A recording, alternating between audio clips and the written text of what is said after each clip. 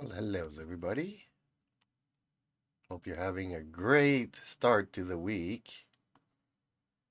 Whew, it was a very short weekend because time flew by so quickly.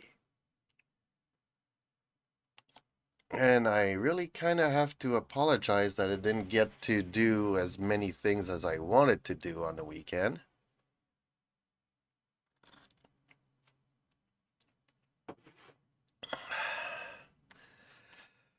Okay, so let's get into it again. Ahsoka, the live action adaptation of a animated series character. Kind of flat, kind of bland. I mean, they're trying to elongate these scenes where you just see Ahsoka walking and looking. And I don't know what the director is thinking here, but I did make a little homage or tribute to Ahsoka, the animated series, the one that I'm used to. Not the one that appeared in Rebels, but the one that appeared in Clone Wars, which is a series where I first got to discover this character, see this character grow.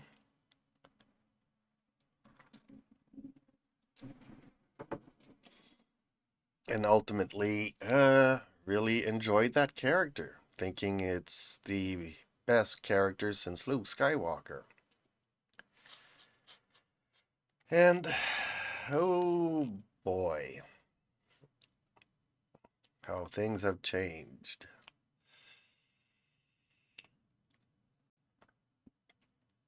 Okay, I agree that Rosario Dawson can never be able to manipulate her facial expressions as much as a cartoon, but at least she should try and convey some kind of emotion.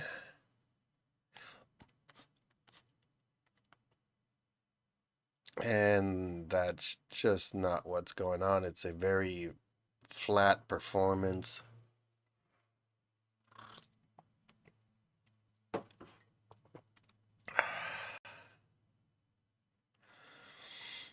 And other news, I need to do another review of Special Ops Lioness, which I saw last night. Amazing, amazing series. Really, even, how could I say? I was scared for a moment in the previous episode that the show was going to go into a direction, but it barely lasted a few seconds. But then they start off this episode with, okay, let's push it forward. And I'm like, oh man, really? We are like 15 minutes into the show, and all I've seen so far is this, not to say garbage because it was really well done, but I was hoping this would not be the theme of the show.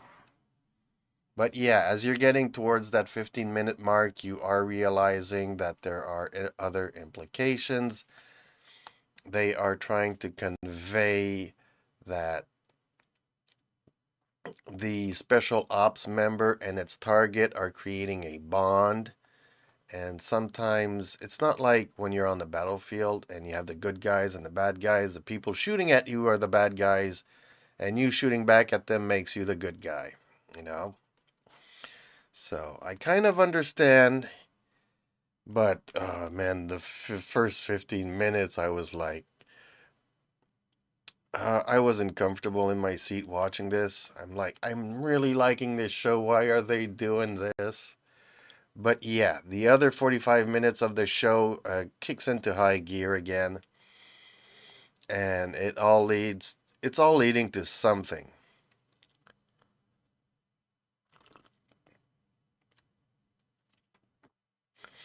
And I like that the show questions itself and also puts out there not the conspiracy theorists, but that there is, well, why are we doing this? Is this really what we want to achieve? Because, okay, you can do certain things in the hopes that you will create a certain result, but the end result might vary. And in the global picture of everything, is that what you want to achieve? If you do a special ops, what is the goal of that special ops? And then what is the result of that ops? Okay, obviously, kill bad guy because bad guy not good. But when you can track the bad guy, isn't it better being able to track the bad guy than, taking out that guy, the bad guy, then you can't track the bad guys anymore because other people take his place, and then you have to start all over again with the intelligence aspect, intelligence gathering aspect of global things. So I'm really, really enjoying this show. It's all over the place, but in a good way.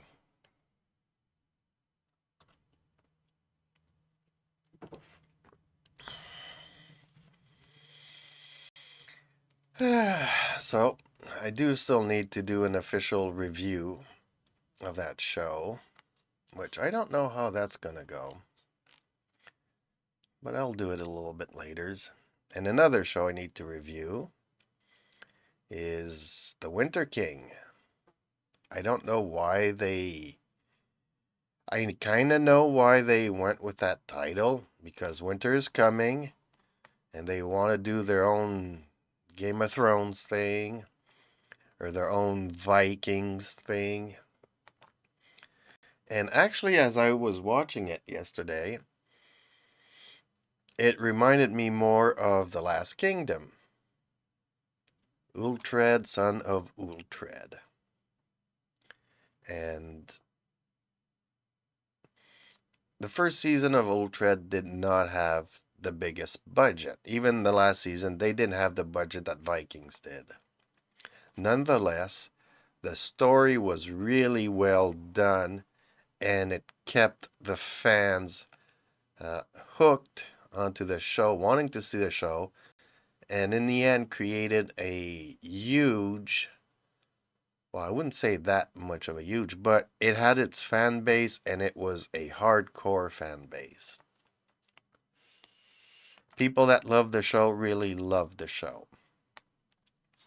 Now, in the absence of any Game of Thrones, any Vikings, any of this stuff, the series, The Winter King, started. There are 2 episodes out. I've only gotten to one. I'll probably watch the other one today.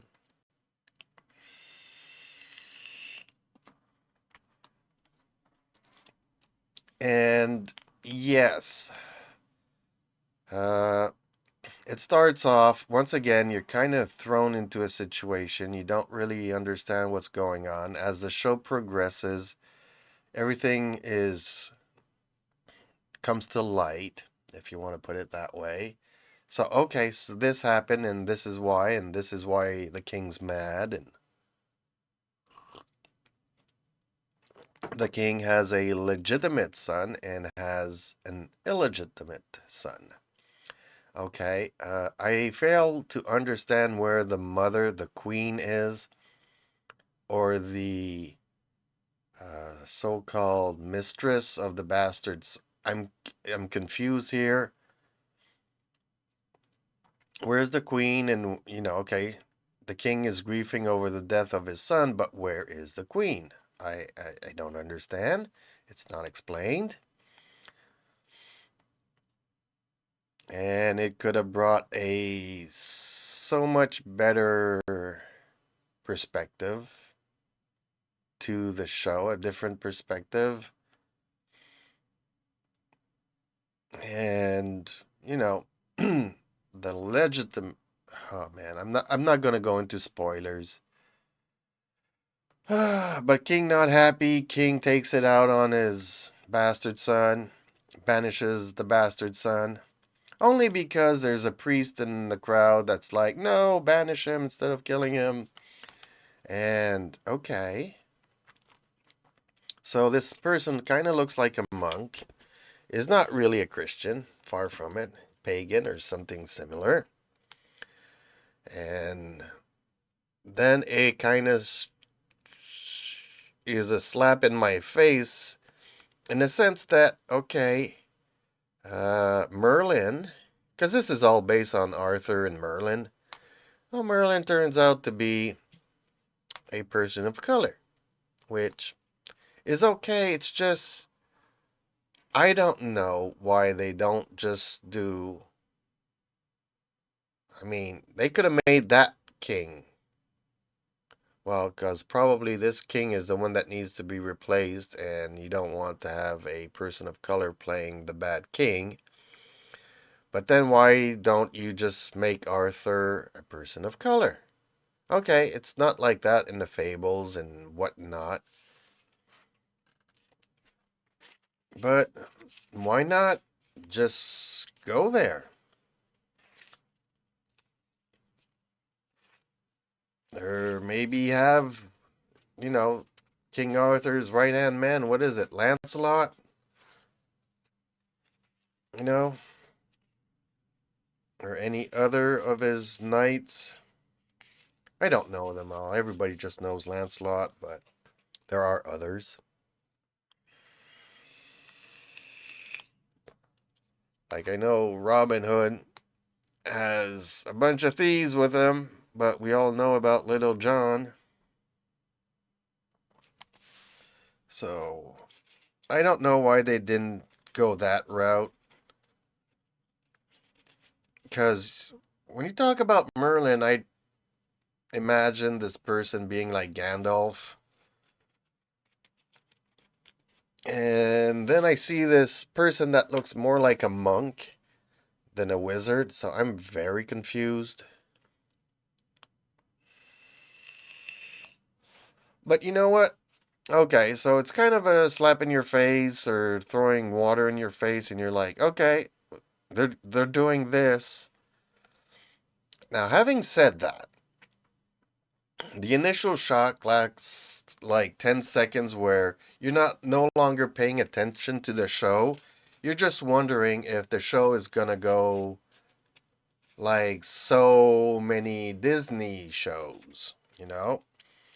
Are we just again replacing Peter Pan? Are we replacing The Little Mermaid? Are we just replacing people for the sake of replacing people and have no real story?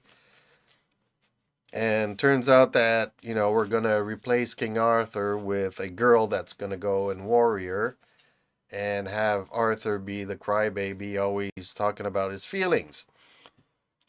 Is this where we're going with the show? And so, like I said, the initial shock slaps you in the face, throws a glass of cold water in your face. Okay, a couple of seconds later, we get over it. Is there any story to this?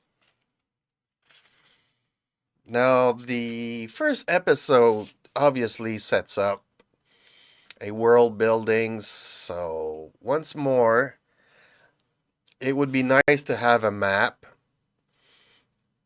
because Arthur gets banished from the kingdom, so he steals a horse, goes somewhere, the village is burnt, he finds this somewhat kind of survivor that's really not in good shape,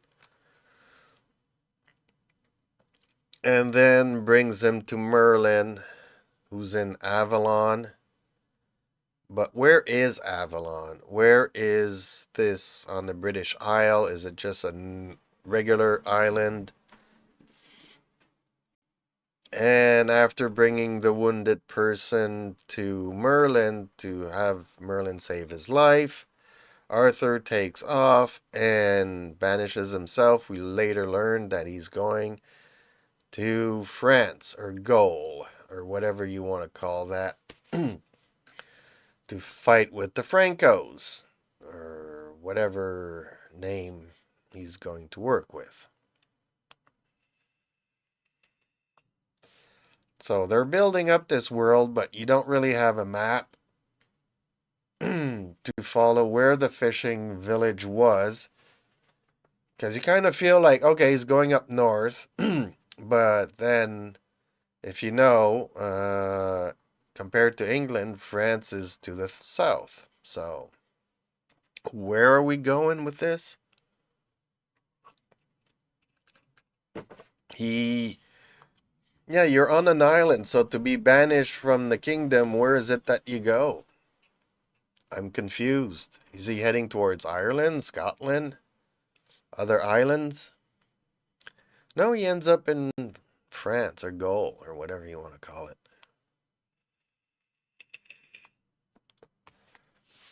So, from the production perspective, it is very low budget. They are trying to hit way above their weight class.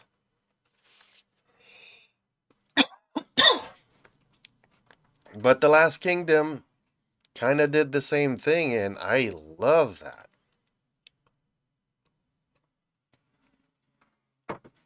Who doesn't know Uhtred, son of Uhtred now?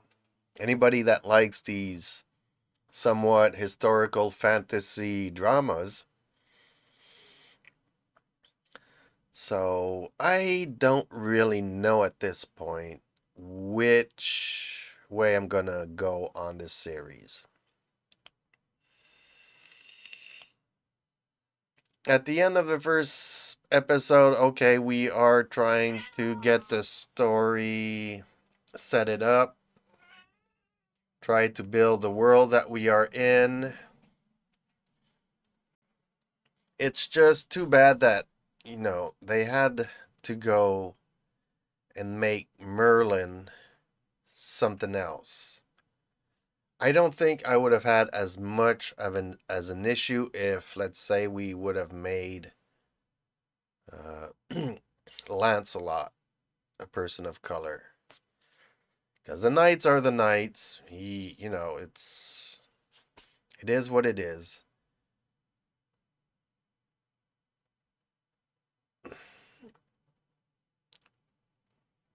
It's it's too bad, because it did take me out of my immersion for a second, and then I go into this mode where I am analyzing what I'm watching instead of just getting into the story.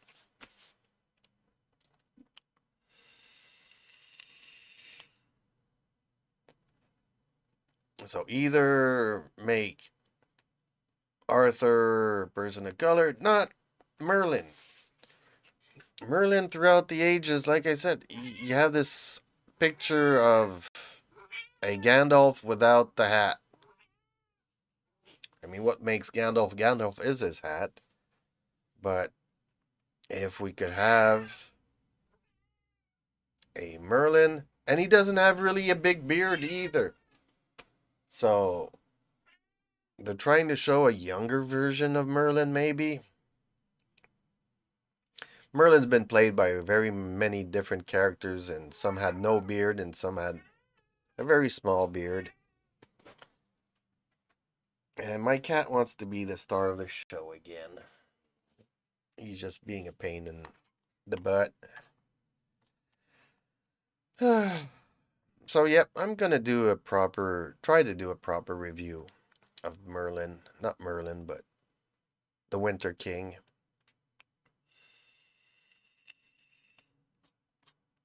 Actually, I don't even know if I've already made one. Maybe I've watched a preview to this, and strangely enough, I was not able to remember the previews to watch this, if that makes any sense.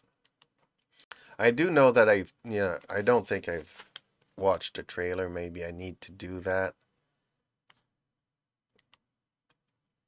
And I'll probably do it as well.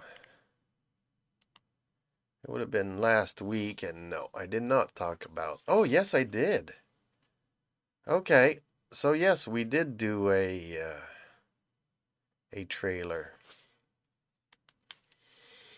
Okay. I forgot I even saw the trailer to this.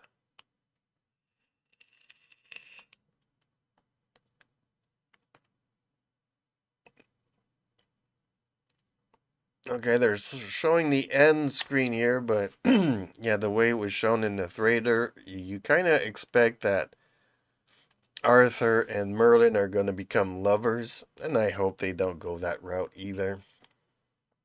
That would be so bad for this series.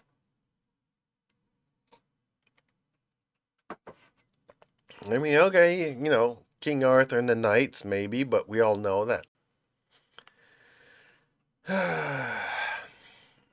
And to see where we're going to go with Morgana and all of these. Also, there is like a time jump in the first episode where the wounded person from the village is a kid, and we see him going through, I would say, puberty, but becoming a young man. So once again, the actors kind of look like they're in their mid-20s. I don't know what age they are supposed to be playing or portraying. I'm guessing this mid-20 to late 20s actor is playing a 18-year-old individual.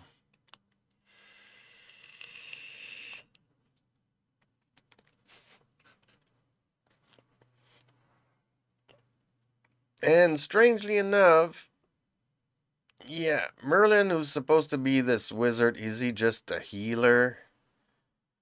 And some of the magic tricks that he does kind of does look like magic tricks where pigeons take flight. So I don't know where they're going with this. Is he a wizard? Is he a magician? Who knows? We'll find out. But as far as fantasy goes, okay, healing is one thing, but flying pigeons is a magician act. You're kind of like, okay, is this where he gets his reputation to be a great sorcerer? I thought Merlin would be fighting dragons with King Arthur. Are we gonna go there in this series? What is this series about? Where is this journey going? And from what I can see, it's all about restoring and unifying the kingdom.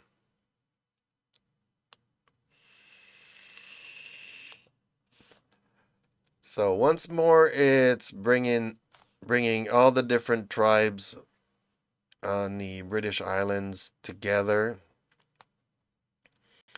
And a little bit like Game of Thrones was trying to unite against winter that's coming.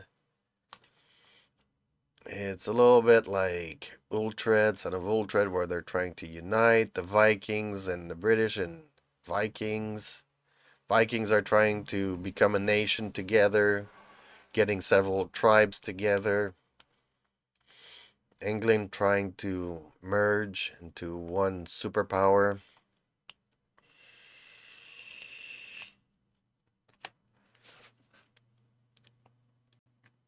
Well, I am still open on the idea. I'm open to this series. I'll watch the second episode. I don't think I'll have a good idea of where this series is going until further on. I do think that there's too many cooks in the kitchen. You have to tick this box, you have to tick that box, so it seems to be made by committee, which is never a good thing. It takes away so much of the creativity of whoever is creating this show.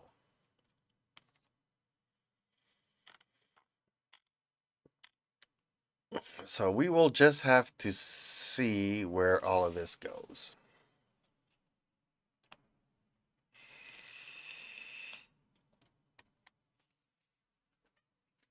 Might be a good thing, might not be a good thing. Like I said, we will just see one day at a time.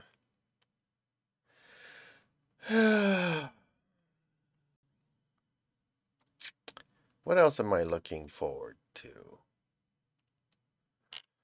Yeah, I guess I kind of do need to do a season's finale on Domina. As Domina has come to a closure, I don't think I had time last week to make a video of the season retrospect, which I really enjoyed. I really liked it. It was a really, really good show. Once again, I mean, Domina, obviously the story turns around strong women. We all know the stories about the Roman Empire and Caesar getting stabbed and stuff from the Republic. We've seen it from the Spartacus rebellion and the slave rebellion to all kinds of internal things. Even with Cleopatra, we've seen the Roman Empire throughout all these perspectives, but from the wives of these emperors and all the political shenanigans that they had to pull to put their family in power. Because, yes, there was social scales within the families, and you want the best families supporting the emperor and trying to get their support, and trying to get the rich people to support the emperor, because the emperor always needs money, apparently. So to see how the women behind the scenes were plotting, and they are really just as bad as men. I mean, they have also no limits, which is refreshing. Because I don't know how many times I've heard if a woman was in power, we would not have wars. No. Human nature is what human nature is, and man or woman makes no difference at the end, because the woman will always do things to protect her children. So if you think that women don't have it in them to be violent, guess again. Put children in the equation and things change. If women go for their careers, well, then they want to, play what they want to call the patriarchy game better than the man can play it. And therefore, you're falling into human nature. So, once more, I will end this show by saying we need to find topics that unite us, not divide us. And we need to find some common ground. We need to set our boundaries. We have a certain amount of freedom, but it ends at whatever freedom the next, our neighbors, our brothers, or sisters are at. So keep that in mind. We need to have our boundaries, respect our boundaries, have our safety bubbles, and learn to live with one another. Find a way to band up against a common goal, not to make the world better for us, which obviously would come, but we need to concentrate on making the world a better place for our children. And I will put an asterisk here and just underline that there was this line in Lioness yesterday where a certain individual character in the show said, given human nature, it is very likely that we will end humanity on our own far before climate change would end us. and I have a tendency to agree. That's why I'm pushing this message. Let's stop dividing ourselves over how to save the planet. The planet will be here long after we are gone. But hopefully, we can stay a little bit longer by collaborating together, by uniting under goals that we can find in common. So that will be my show for today. I hope you've enjoyed it. And comment down below what you would like to see, what you think of my reasoning here in this show, of my commentaries that I've done about certain shows I've watched, and suggestions. I'm open to them. I just want to hear from you folks. So see you in the next one.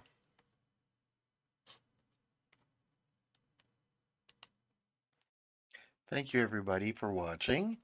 Uh, whether it is on Twitch, YouTube, come and talk to me in Discord. The links are in my profile. It's easy to find. And I hope to see you in the next one. Thank you again so much.